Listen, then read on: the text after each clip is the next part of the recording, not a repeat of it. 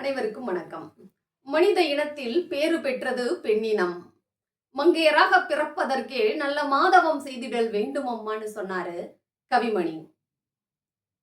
பெண்ணே பிறந்து விட்டால் மண்ணில் விட்டால் மாசுபடும் என்று என் கண்ணில் வைத்து காப்பேன்றது பாவேந்தர் பாரதிதாசனுடைய வாக்கு.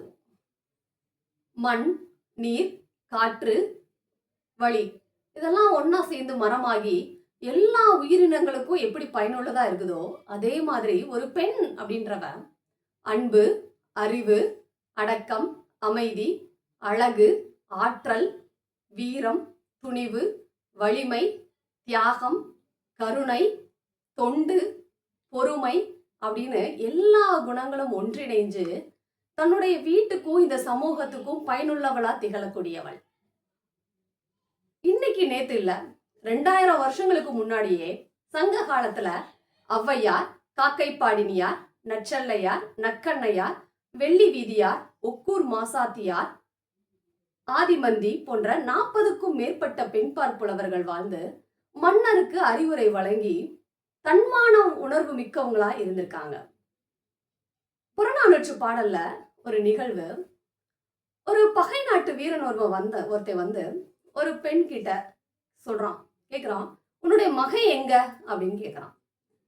அதுக்கு அந்த தாய் சொல்றாங்க, சிற்றில் நற்றூன் பற்றி நின் மகன் யாண்டுளனோ என வினவுதி, என் மகன் யாண்டுளன் ஆயினும் அறியேன், புலி சேர்ந்து போகிய கல் அலை போல ஈன்ற வயிறோ இதுவே,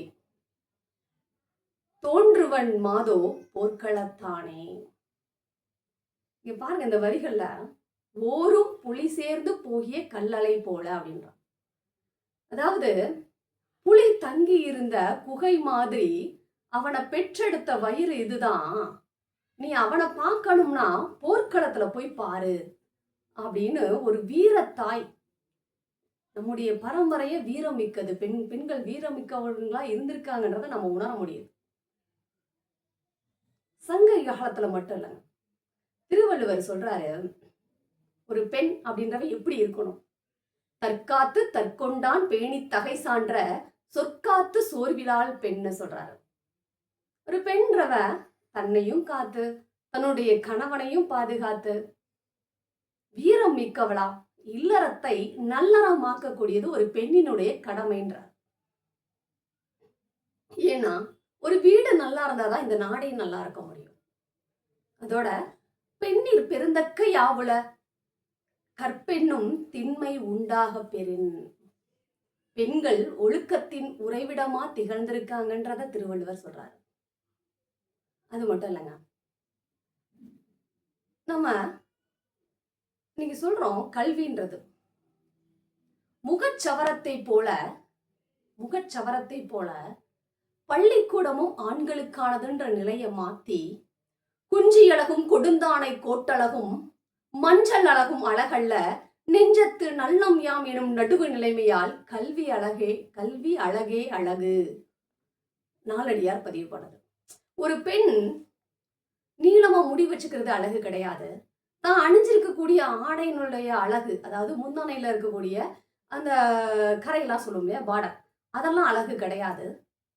முகத்துல மஞ்சள் பூசிக்கிறதுனால வரக்கூடிய அழகு கிடையாது. நீ யார் மஞ்சள் பூசுறா, சரி, இந்த மேக்கப் போடுறதெல்லாம் அழகு கிடையாது. எது ஒரு பெண்ணுக்கு நிரந்தர அழகுனா கல்வியினால் வரக்கூடியதுதான் அழகு அப்படின்னு நாலடியார் பதிவு. நம்ம சிலப்பதிகாரத்துல கண்ணகியை பத்தி சொல்லணும். அதாவது கண்ணகி எப்படிப்பட்டவங்களா இருந்தாங்க, வண்ண சீரடி மண்மகள் அறிந்திலல் இளங்கோவடிகள் சொல்றாரு. கண்ணகியினுடைய பாவை எப்படி இருக்குன்றது இந்த நிலமகளுக்கு தெரியாதாம். அப்படி இருந்த கண்ணகி தன்னுடைய கணவன் கொல்லப்பட்டான்ற செய்தி கேட்ட உடனேயும் மன்னன்ட்ட நீதி கேட்க வர்றாங்க. அப்ப மன்னன் கேட்கிறான், யாரையோ நீ மடக்கொடி, யார்மா நீ அப்படின்னு கேட்கிறார். அதுக்கு கண்ணகி சொன்ன பதில பாருங்களேன்,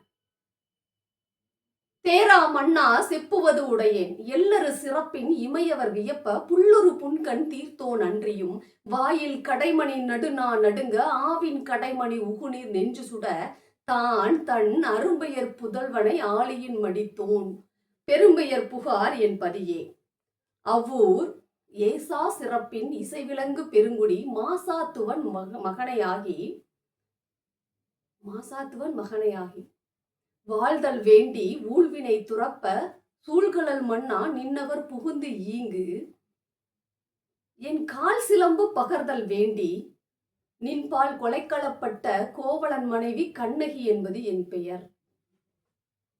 ஒரு பெண் கடல் அலை மாதிரி அமைதியாகவும் இருப்பான், தேவைப்பட்டா சுனாமியாவும் மாறுவா அப்படின்றதுக்கு சிலப்பதிகாரத்துல கண்ணகியினுடைய பாத்திர படைப்பை இளங்கோவடிகள் நமக்கு சொல்ற.